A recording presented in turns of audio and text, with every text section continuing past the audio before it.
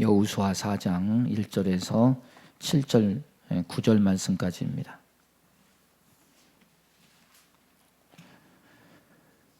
우리 한 절씩 서로 교독하겠습니다. 그 모든 백성이 요단을 건너가기를 마침에 여호와께서 여호수아에게 말씀하여 이르시되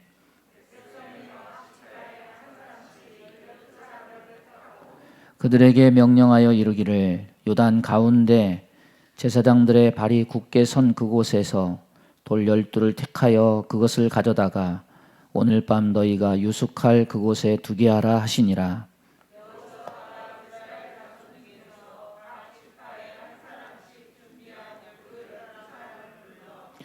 그들에게 이르되 요단 가운데로 들어가 너희 하나님 여호와의 궤 앞으로 가서 이스라엘 자손들의 지파 수대로 각기 돌 한 개씩 가져다가 어깨에 매라.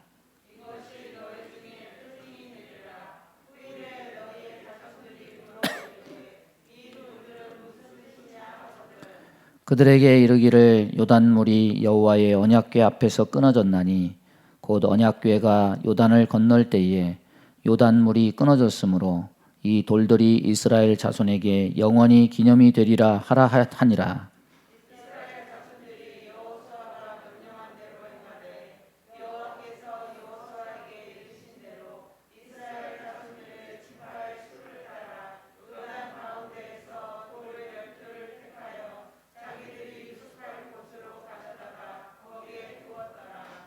다 같이 합니다. 여호수아가 또 요단 가운데 곧 언약궤를 맨 제사장들의 발이 선 곳에 돌 12를 세웠더니 오늘까지 거기에 있더라. 아멘. 봉독한 말씀 가지고 돌 12를 세우라 이런 제목으로 말씀 전합니다. 오늘 말씀은 요단강을 건너는 이 모든 것을 기념하는 그런 장면이 담겨 있습니다.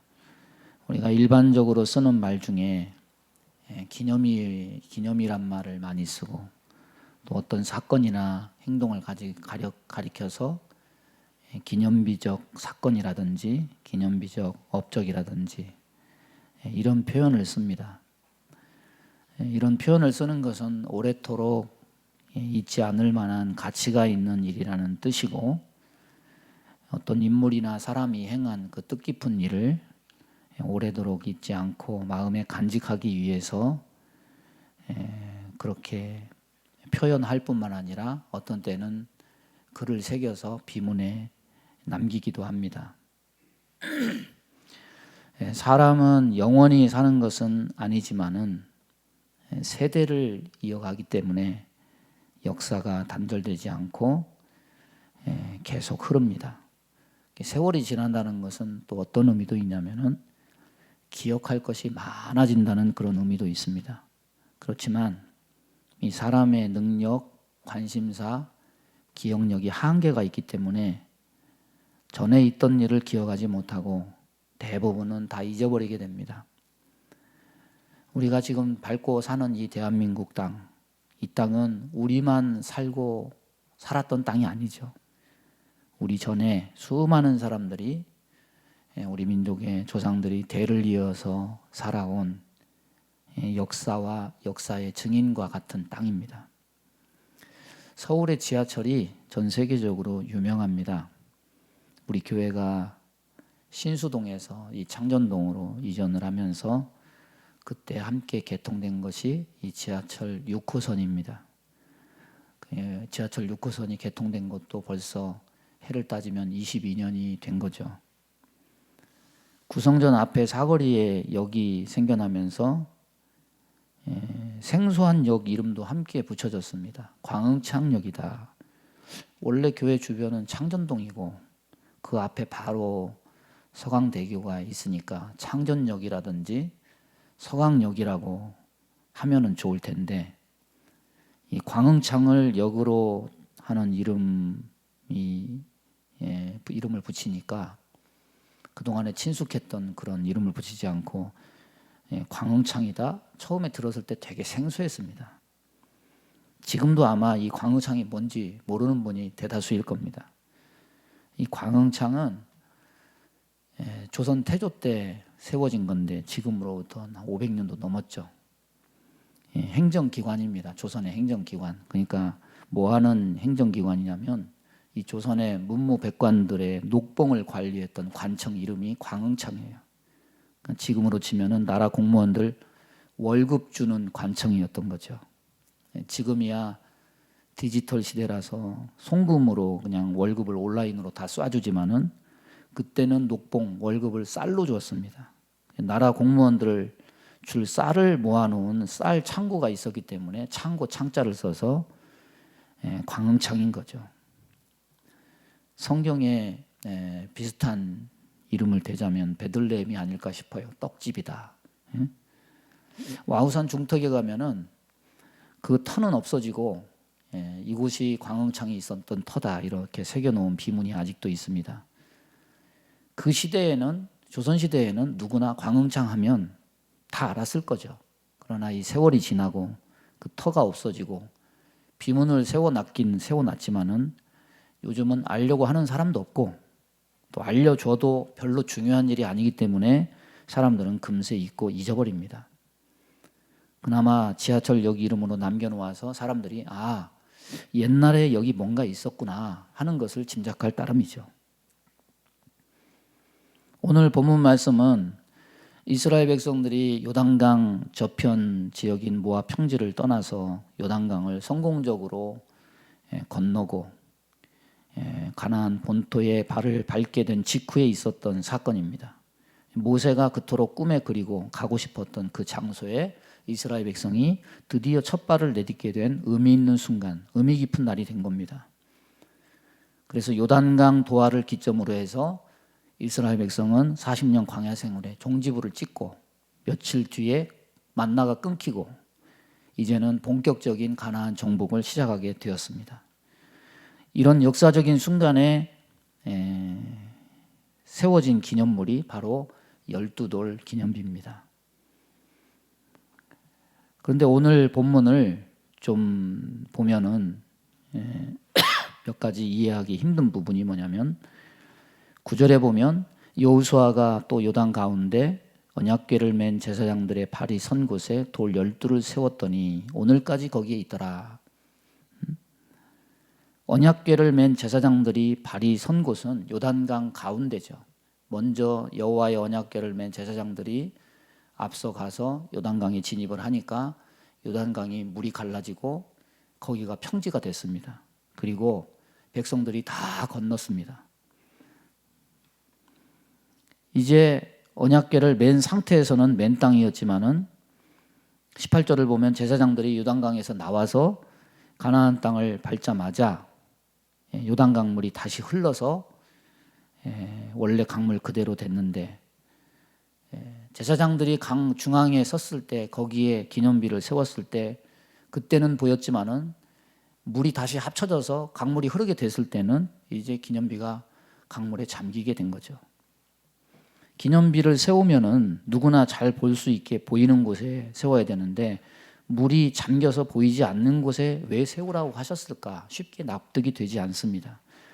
칼빈은 이것을 뭐라고 해석을 했냐면 이 기념비는 비록 보이지 않더라도 이스라엘 백성들의 마음 가운데 세워진 것과 같은 효과를 거두게 되었다. 저들이 요단강을 볼 때마다 눈에 보이지는 않지만 그 안에 세워져 있을 기념비를 마음의 눈으로 보게 될 것이다.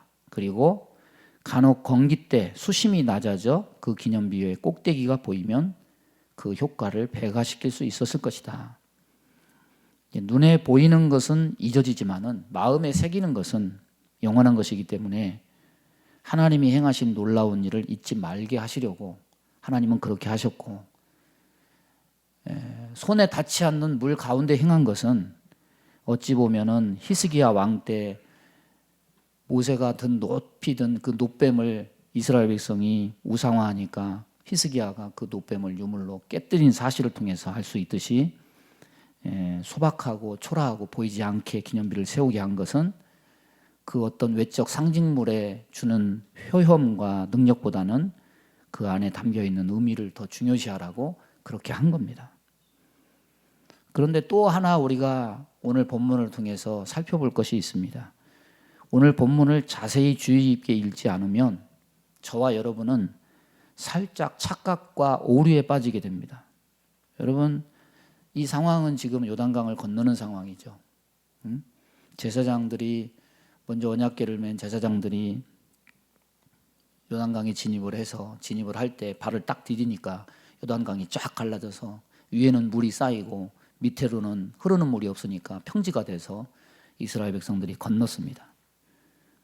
여호수아가 뭐라고 얘기하냐면 저기 가서 돌을 준비하라. 1절에서 8절은 돌을 준비하는 과정이에요. 9절에서는 요단강에 돌을 쌓았다고 얘기해요. 그냥 읽으면 요단강에 쌓을 돌을 준비했고 그 돌을 쌓았구나 이렇게 생각하죠. 근데 이것이 우리의 착각이라는 것이 어디서 깨지냐면 20절을 읽으면 바로 깨닫게 돼요. 즉 본문은 이런 겁니다. 여러분, 기념비는 2번 세운 겁니다. 뭐냐면 1절에서 8절까지 12지파에서 한 사람씩 나와서 준비했던 돌은 요단강에 쌓아진 돌이 아니라 길갈에 쌓기 위해서 거기서 돌을 빼오라고 한 돌이에요. 준비한 돌이에요. 그래서 강을 건넜을 때 함께 가지고 건너간 겁니다. 그리고 요단강에 쌓은 기념비는 그 부근에서 바로 거기서 들어가지고 물이 합쳐지기 전에 거기다 쌓은 돌이에요.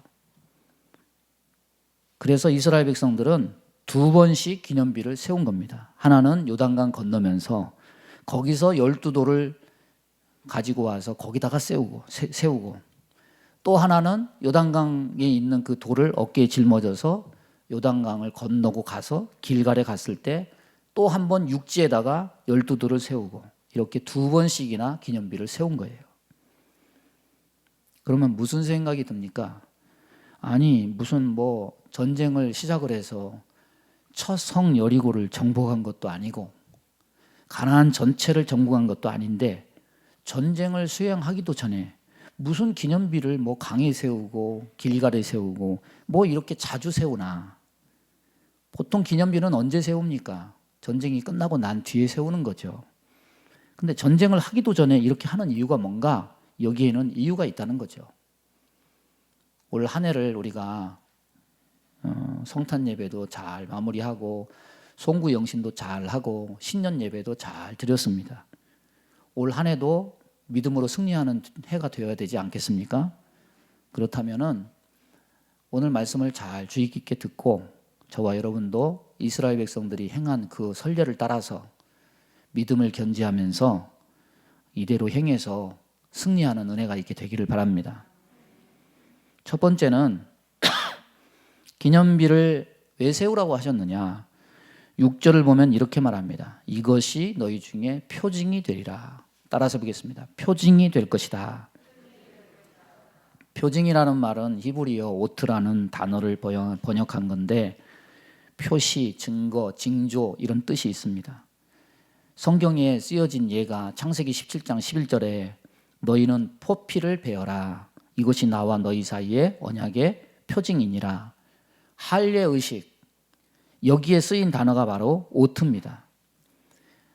할례받은 자기 몸을 보면서 어떤 의미를 되새기냐면 하나님은 나의 하나님이시다. 나는 하나님의 백성이다. 표징을 보면서 이런 다짐과 이런 사실들을 다시금 되새기는 거죠. 이스라엘 백성들이 12돌의 기념비를 강바닥에 세우고 그 돌 하나하나가 어떤 돌이냐면 요단강 깊은 바닥에 있던 돌들입니다. 여러분, 누가 흐르는 물 깊은 바닥에서 큰 돌을 12개씩이나 물속에 들어가 그것을 세우고 또 거기서 다른 돌, 그러니까 12돌의 기념비가 사실은 24개의 돌을 가지고 만든 거죠. 이 모든 것은 무엇 때문에 가능한 거냐면 하나님께서 흐르는 요단 강물을 멈추게 하셨기 때문에 가능했던 거예요. 홍해를 어떻게 해서 열리게 했습니까? 하나님이 모세를 통해서 열게 하셨으니까 출애굽 1세대가 홍해를 건너간 것 같이 요단강을 건넌 것도 하나님이 그렇게 하셨다는 거죠. 그래서 이 12돌을 바라볼 때마다 전능하신 하나님께서 친히 강물을 멈추게 하셔서 자기들의 앞길의 장애물을 제거해 주셨음을 다시 기억하고 확인할 뿐 아니라 요단강을 멈추게 하셨던 전능하신 하나님께서 지금도 함께 하셔서 가나안 정복을 하게 하실 것이다. 미래의 어떤 일도 감당하게 하실 것이다. 그걸 통해서, 표징을 통해서 믿고 고백하는 거예요. 그래서 12돌은 강바닥에 세워졌던지 땅 위에 길갈에 세워졌던지 가나안 정복을 앞둔 그들에게 무슨 의미와 무슨 표징이 되느냐. 따라서 보겠습니다. 하나님이 함께 하셨다. 하나님이 앞으로도 함께 하실 것이다. 이런 표징이 된다는 거예요.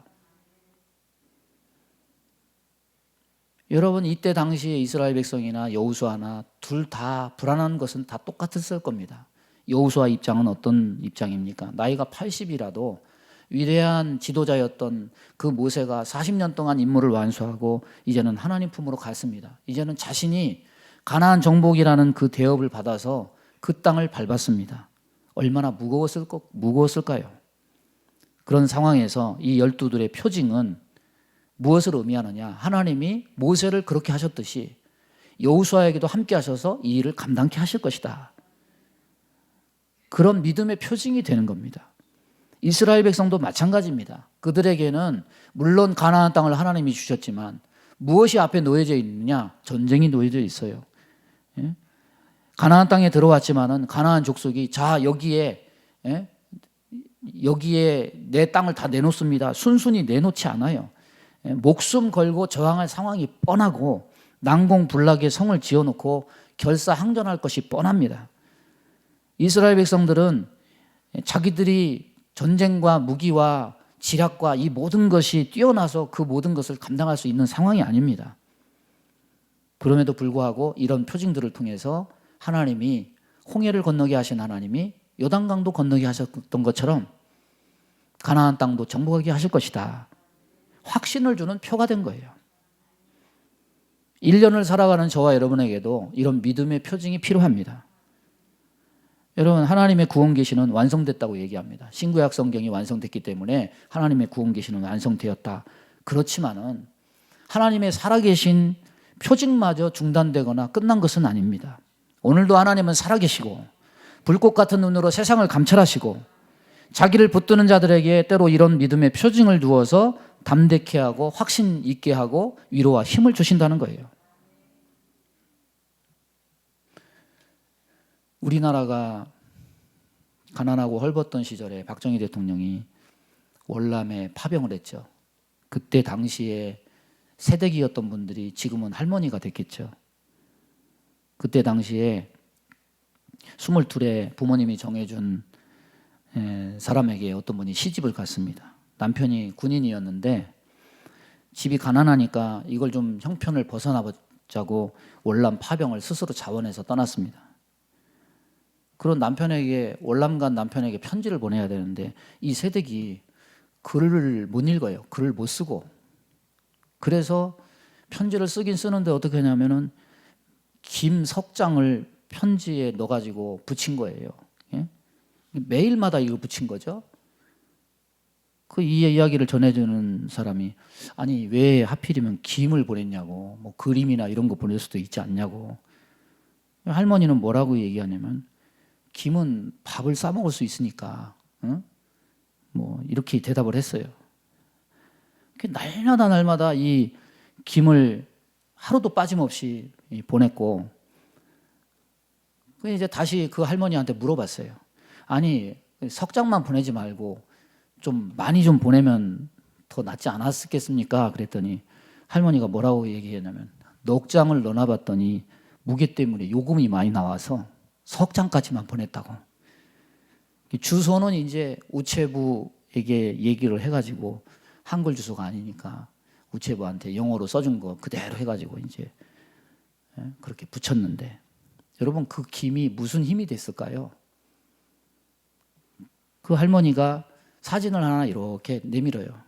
그 사진에 누가 있냐면 흑백 빛바랜 사진에 군인이 있는데 그 군인이 뭐 하고 있냐면은 김을 둘둘 말한 김밥을 이렇게 딱 들고 사진 찍어가지고 그 자기 아내에게 보낸 거죠.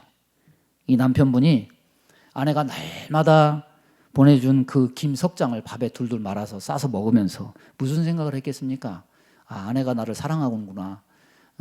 이 고국에 있는 아내가 나의 무사 귀환을 위해서 이렇게 매일매일 나를 위해서 기도하고 나를 위해서 염려하고 이렇게 하는가. 내가 꼭 살아서 돌아가야 되겠다. 이게 사랑의 표징이 된 거죠.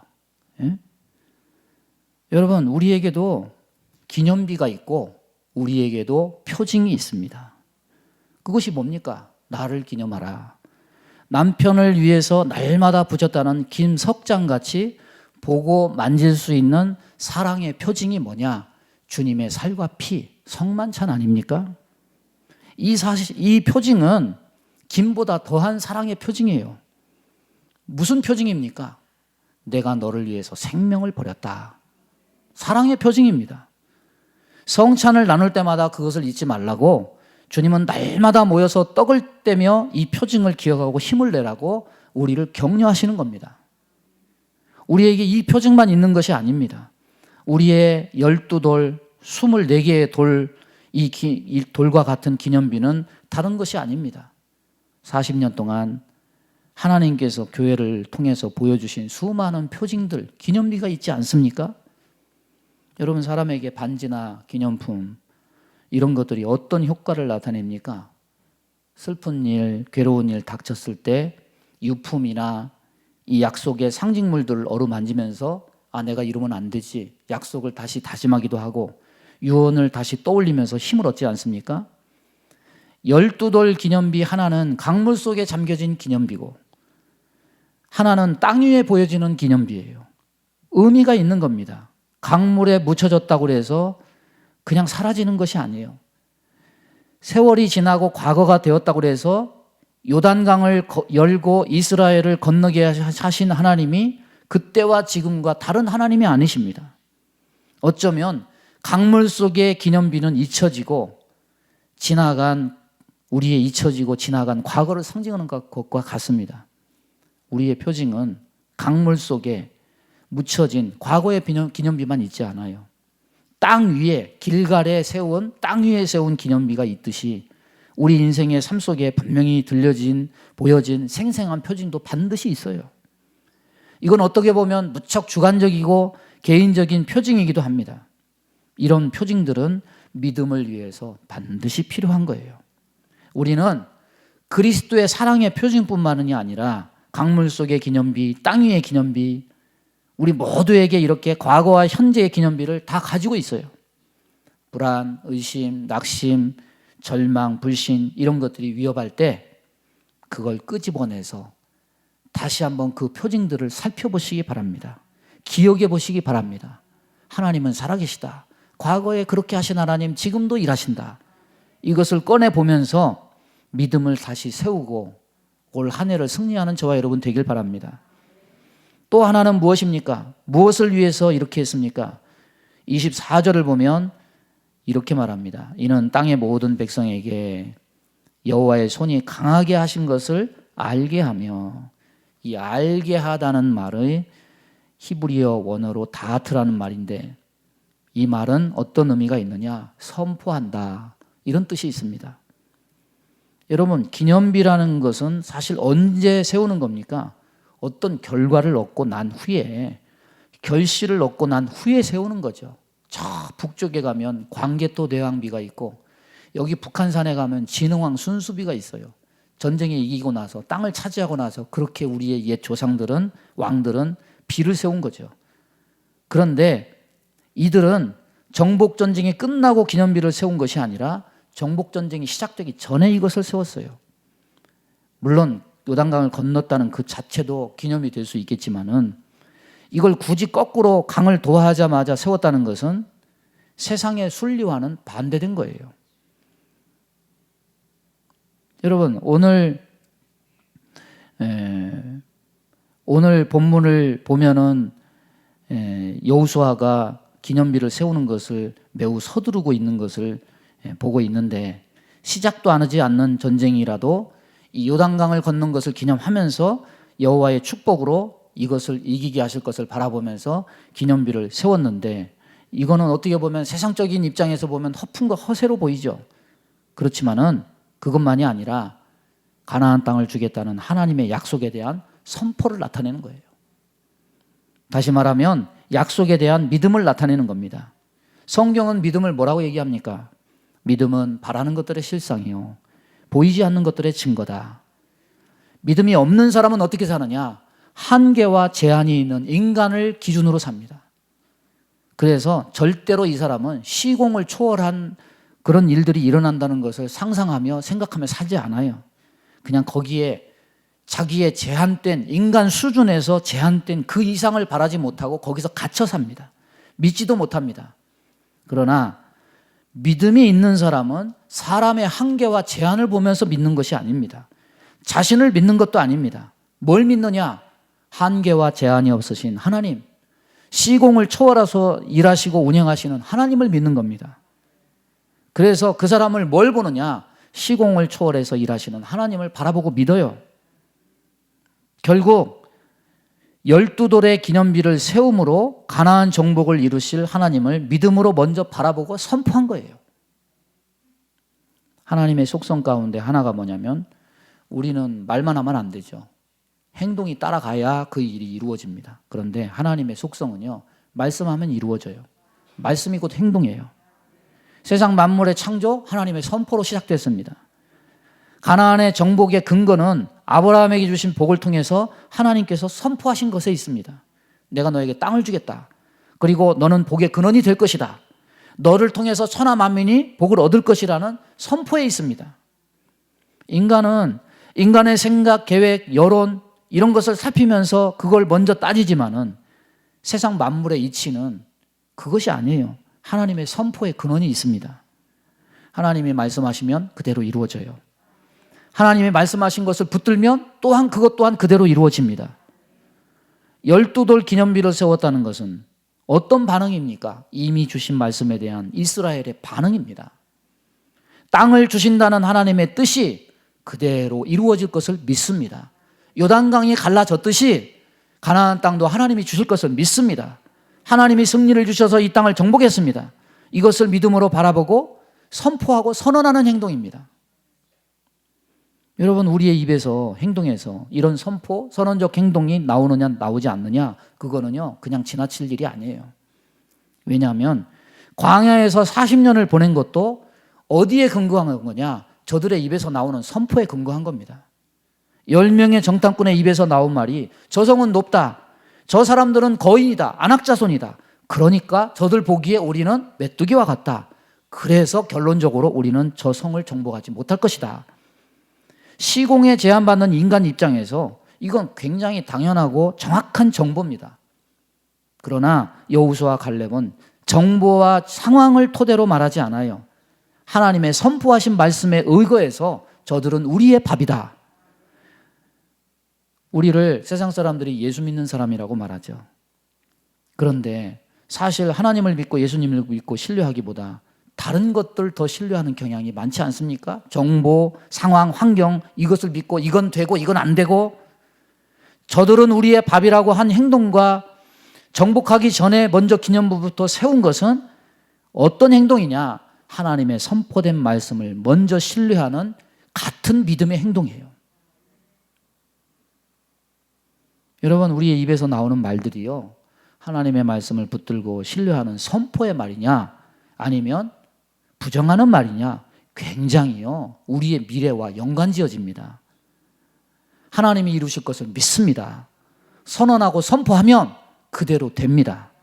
그런데 정말 가장 일반적이고 보편적인 부정적인 비신앙적인 언어가 뭐냐? 예수를 믿음에도 불구하고 뭐 그거 해봐야 별거 없어, 나도 해봤는데 그거 안 돼, 이렇게 말하면요 선포한 대로 돼요? 절대 안 돼요. 그 사람은요 될 일도 안 됩니다. 하나님은 우리의 미래를 위해서 말씀을 주시는데 미래를 막는 것은 하나님이 아닙니다. 무엇냐? 방정맞은 우리의 입이에요. 내 선언과 부정적인 말들이에요. 이런 변수가 우리의 앞길을 막아요. 하나님은 누구를 위해 일하시느냐? 따라서 보겠습니다. 자신을 믿어주는 자를 위해서 일하신다. 자신을 믿어주는 자를 보시고 들으시고 그 사람을 위해서 일하시지, 자신을 불신하고 불평하고 불만하는 자를 위해서 일하시지 않습니다. 그 자신이 믿는 부정적인 상태가 이루어지도록 그냥 내버려 두시겠죠. 이들의 기념비, 아브라함의 약속을 이루시는 믿음을 선언하고 선포하는 행위가 담긴 거예요. 저와 여러분은 올 한 해 부정적인 것을 선포하지 말고 믿음과 하나님 약속을 선포하는 은혜가 있기를 바랍니다. 하나님께 성경에 보면 사명받은 일꾼들이 나옵니다. 사람이 다 부족하죠. 연약하죠. 그래서 부족함을 알기 때문에 선지자들도 사명받은 자들도 나는 이래서 안 됩니다. 나는 저래서 안 됩니다. 다 사양하는 경우가 많았습니다. 모세 같은 경우는 어떻습니까? 40년 왕궁 생활하다가 40년 광야에서 곤두박질해서 양치기로 살았으니 극과 극의 인생입니다. 그런 모세를 하나님이 떨기나무 가운데서 부르십니다. 하나님의 음성을 듣습니다. 가까이 가서 보니 떨기나무가 타지 않습니다. 손을 품에 넣었다가 빼니까 문둥병이 들었다가 다시 넣어라 하니까 다시 나았어요. 이게 다 왜 그런 일들을 하나님이 보여주셨냐면 하나님에 대한 신뢰와 믿음을 주기 위해서 그런 일을 보여주셨지만은 그럼에도 불구하고 계속 사양하죠. 하나님의 화를 촉발한 장본인이 모세이기도 합니다. 직분자 세우는 일을 많이는 아니지만 한 1년 이상은 고민을 했던 것 같아요. 많이 고민한 부분이 뭐냐면 지난 세월에 대한 인증이겠죠. 주일 출석을 했느냐, 11조를 드렸느냐, 그 사람의 도덕성과 삶과 인격은 어떠하냐. 사람 뽑는 일에 기준이 없으면 원망과 시비가 생기니까 기준이 반드시 필요하죠. 그런데 기도하다가 제가 그러다가 마음속에 딱 떠오른 한 가지 사건이 있었어요. 어떤 사건이냐면 예수님을 부인한 베드로. 그 베드로를 예수님이 스스로 갈릴리 바닷가에 찾아가서 고기도 구워주시고 그 베드로를 만나십니다. 베드로 입장에서 얼마나 민망했을까요? 자기가 내가 죽을지언정 주님을 배반하지 않겠다고 그렇게 호언장담했는데 닭 울기 전에 3번이나 부인하고 진짜 입이 100개라도 할 말이 없죠. 근데 예수님은 아무 말씀도 안 하시고 고기만 구워주시고 화도 내지 않고 돌려서 찔리게 그 일을 언급도 하지 않아요. 다만 뭐라고 말씀하시느냐? 요한의 아들 시몬아, 네가 나를 사랑하느냐? 그리고서 예수님이 뭐라고 말씀하시냐면 사명을 주죠. 내 양을 먹이라. 내 양을 치라. 내 양을 먹이라. 선언하시죠. 여러분, 예수님이 이 말씀하신 것은 베드로가 한 과거 일에 초점을 두고 하신 말이 아닐 겁니다. 어디에 초점을 뒀느냐? 베드로를 통해서 하나님이 하실 일, 미래의 일에 초점을 둔 말씀이에요. 그게 내 마음속에 탁 들어와요. 여러분, 사실 바울이 택함받은 것도 바울이 어떤 사람입니까? 예수 믿는 사람 앞장서서 감옥에 넣은 그런 사람이에요. 예수님이 바울을 부르셨을 때 과거에 행한 그 일을 두고서 그를 선택한 것이 아니죠. 무엇의 기준을 두셨느냐? 앞으로 하나님이 그와 함께해서 미래에 하나님이 그를 위해서 하실 일을 바라보고 바울을 선택한 겁니다. 주님이 그러하셨다면 우리가 더 이상 말할 필요가 없겠구나. 하나님의 일에 부름을 받아서 자발적인 의지로 믿음으로 화답하여 선택한다면 이 또한 하나의 기준이 될 수 있겠구나. 그런 마음이 들었어요. 여러분, 믿음이 뭡니까? 따라서 보겠습니다. 앞으로 미래에 하나님이 하실 일에 화답하는 것이다. 하나님 말씀이 맞습니다. 그렇게 될 줄로 믿습니다. 믿는 거예요. 그렇게 선언하는 거예요. 선포하는 거예요. 여러분, 믿음에는요 시제가 없어요. 왜냐? 믿음이란 자체가 인간 수준에서 믿는 게 아닙니다. 하나님이 만족할 수준에서 믿는 거예요. 그 만족할 만한 수준이라는 것은 시공을 제거하는 거예요. 시제를 걷어내고 믿는 거예요. 하나님이란 조건 하나만으로 그분이 신뢰할 만하고 믿을 만하고 의지할 만하다고 여겨져서 그것 하나만으로 그분이 하신 말씀과 약속을 믿고 내가 선택하고 그렇게 하겠습니다. 그게 맞습니다. 그렇게 믿는 자는 믿음의 말을 선언하게 돼요. 선포하게 돼요. 선택하게 돼요. 오늘 이 코로나의 극한 환경을 살아가는 저와 여러분에게 필요한 것이 이런 거라고 생각이 돼요. 우리 삶에 하나님께서 주신 표징, 기념비들 많아요. 말씀의 기념비, 교회를 통해서 베푸신 기념비들, 그리고 내 인생을 통해서 체험케 하신 기념비들, 이 모든 것들은 무엇을 위함입니까? 과거로 돌아가기 위함이 절대 아닙니다. 하나님의 약속은 미래를 위해서 있는 겁니다. 그렇다면 이미 주어진 것들을 믿음의 눈으로 바라보면서 긍정적으로 선언하고 선포하며 살 수 있기를 바랍니다. 2022년에는요, 그래서 아멘을 잘 하셔야 돼요. 아멘을 잘 하시기 바랍니다. 그 사람이 가나안을 정복하게 될 것입니다. 말씀을 정리합니다. 23절을 보면 너희 하나님 여호와께서 요단물을 너희 앞에 마르게 하사 너희로 건너가게 하신 것이 너희 하나님 여호와께서 우리 앞에 홍해를 말리시고 우리를 건너게 하심과 같았다. 같았다. 하나님의 동일성입니다. 40년 전 이스라엘 자손들이 홍해를 건널 때나 지금 출애굽 2세대가 요단강을 건널 때나 그 하나님은 동일하시다. 능력이 동일하시고 그 백성을 사랑하시는 마음이 동일하시다. 하나님은 동일하십니다. 근데 문제가 뭡니까? 하나님은 동일한데 사람은 동일하지 않아요. 사람은 마음이 달라집니다. 시간이 지나면 잊습니다. 망각합니다. 세대가 달라요. 출애굽 1세대, 출애굽 2세대, 그 이후의 세대, 여호수아 세대, 사사기 세대 다 달라요.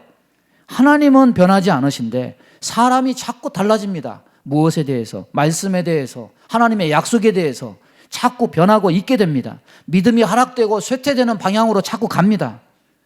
두 번의 기념비는 이것을 저지하고 유지하게 하기 위한 조처 중에 하나였음을 우리는 알게 되는 겁니다. 저와 여러분 올 한 해 변하지 않도록 말씀의 자신을 꽁꽁 붙들어 매는 은혜가 있기를 바랍니다. 우리의 표징들을 다시금 되새기면서 말씀에 떨어지지 않는 저와 여러분 되길 바라고 자꾸 하나님 주신 말씀을 선포함으로 우리의 미래를 복되게 하고 가나안을 정복하는 귀한 역사가 있게 되기를 주님의 이름으로 축원합니다. 우리 주여 한번 부르고 통성으로 기도합니다. 주여 하나님 아버지 감사합니다. 오늘도 주의 말씀을 저희들에게 허락해 주심을 감사합니다. 변하지 않기 원합니다. 붙들어 매기 원합니다. 주의 말씀을 통해서 아버지 하나님의 약속의 신실함을 바라보기 원합니다. 하나님 더 하나님의 말씀 안에 거하고 믿음 안에 거하고 성령 안에 거하여 승리하는 자들 다 될 수 있도록 은혜를 내리워 주옵소서. 예수님의 이름으로 기도하옵나이다. 아멘. 내 빛 비춰라 모두 알도록 빛을 들고 세상으로 빛을 들고 세상으로 이제 일어나 소망이 없는 어두운 세상에 나가라. 내 빛 비춰라 모두 알도록 빛을 들고 세상으로 빛을 들고 세상으로 믿음의 손을 가슴에 얹습니다. 몸이 아픈 곳에 손을 얹습니다. 하나님 아버지, 세상이 아무리 암울하고 고난과 환난이 많아도 하나님은 어제나 오늘이나 내일이나 영원토록 동일하시고 우리를 사랑하시고 우리의 미래에 소망을 두신 분이심을 믿습니다. 올 한 해 믿음의 표징을 가지고 하나님의 약속을 선포하며 가는 자들에게 하나님께서 가나안을 정복하게 하신 것처럼 우리의 삶도 승리케 하실 것을 믿습니다. 우리 마음 가운데 원망, 불평, 시기, 질투, 미움, 다툼, 이간질하며 불순종, 불신앙케 하며 불안, 초조, 염려, 근심, 두려움을 주는 모든 어둠은 다 떠나갈지어다. 성령님, 우리 마음의 불평과 불만과 불신을 몰아내 주옵시고 믿음으로 충만케 하여 주옵소서. 승리케 하여 주옵소서. 몸이 연약한 곳에 손을 얹고 기도합니다. 손을 얹는 곳마다 보혈로 씻어 주옵소서. 성령의 불로 태워 주옵소서. 예수 이름으로 명하노니 모든 병만은 다 떠나갈지어다. 영육간에 강건하여 죄짓지 말고 하나님의 선한 일을 위해서 충성하고 봉사하며 하나님이 앞으로 보여주시는 그 많은 복된 일들을 바라보며 누리며 살아가는 자들 다 되게 복을 허락하여 주옵소서. 예수님의 이름으로 축복하며 기도하옵나이다. 아멘.